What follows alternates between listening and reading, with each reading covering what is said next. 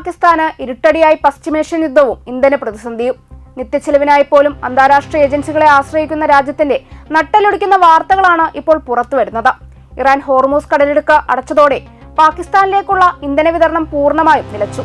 പെട്രോളിനും ഡീസലിനും ക്ഷാമമായതോടെ ഗതാഗത സംവിധാനങ്ങൾ തകരുകയും ജനജീവിതം ദുസ്സഹമാവുകയും ചെയ്തിരിക്കുകയാണ്. വിശുദ്ധ നോമ്പുകാലത്ത് ഇന്ധനവില കുത്തനെ കൂട്ടിയ സർക്കാർ നടപടി പാക് ജനതക്ക് താങ്ങാവുന്നതിലും അപ്പുറമാണ്. പാകിസ്ഥാന്റെ ഇന്ധന ഉപയോഗത്തിന്റെ 85% സൗദി അറേബ്യ, UAE എന്നിവിടങ്ങളിൽ നിന്നാണ് എത്തിയിരുന്നത്. ഹോർമൂസ് കടലിടുക്ക് വഴിയുള്ള ഈ പാത അടഞ്ഞതോടെ ചെങ്കടൽ വഴി എണ്ണ എത്തിക്കണമെന്ന് പാകിസ്ഥാൻ സൗദിയോട് അപേക്ഷിച്ചിട്ടുണ്ട്. പ്രതിസന്ധി രൂക്ഷമായതോടെ സർക്കാർ ഓഫീസുകളുടെ പ്രവൃത്തി ദിനങ്ങൾ വെട്ടിക്കുറക്കുകയും ജീവനക്കാർക്ക് വർക്ക് ഫ്രം ഹോം ഏർപ്പെടുത്തുകയും ചെയ്തു. സ്കൂളുകൾക്ക് അവധി നൽകിയും ഇന്ധന അലവൻസുകൾ റദ്ദാക്കിയും സർക്കാർ പിടിച്ചു നിൽക്കാൻ ശ്രമിക്കുമ്പോഴും സാധാരണക്കാരായ ടാക്സി റിക്ഷ ഡ്രൈവർമാരും ദിവസക്കൂലിക്കാരും പട്ടിണിയിലായി കഴിഞ്ഞു. രാജ്യത്തിന്റെ സാമ്പത്തിക നട്ടെല്ലായ കാർഷിക മേഖലയും ഈ ഇന്ധനക്ഷാമത്തിൽ തകർന്നുകൊണ്ടിരിക്കുകയാണ്.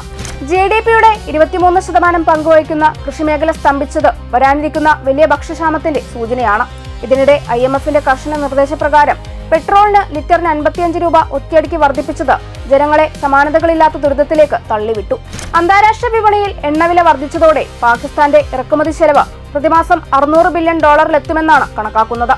കറാച്ചി തുറമുഖത്ത് ചരക്ക് കപ്പലുകൾ കെട്ടിക്കിടക്കുന്നതും റഷ്യൻ എണ്ണ വാങ്ങാൻ തുനിയാതെ സർക്കാർ നയവും പാകിസ്ഥാനെ കൂടുതൽ തളർത്തുന്നു.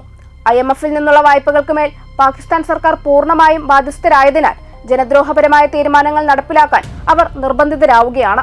യുദ്ധം നീണ്ടുപോയാൽ തകർന്നടിഞ്ഞ പാകിസ്ഥാൻ സമ്പദ് വ്യവസ്ഥ വീണ്ടെടുക്കാനാവാത്ത വിധം കൂപ്പുകുത്തുമെന്നാണ് സാമ്പത്തിക വിദഗ്ധർ നൽകുന്ന മുന്നറിയിപ്പ്.